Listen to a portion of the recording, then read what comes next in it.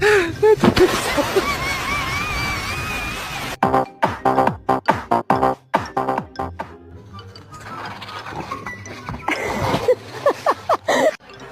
guys want to see a $2 million dog?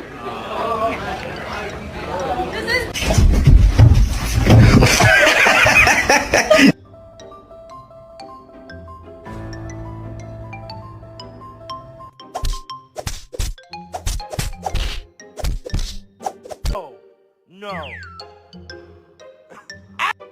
Give me a kiss. That was a fake kiss.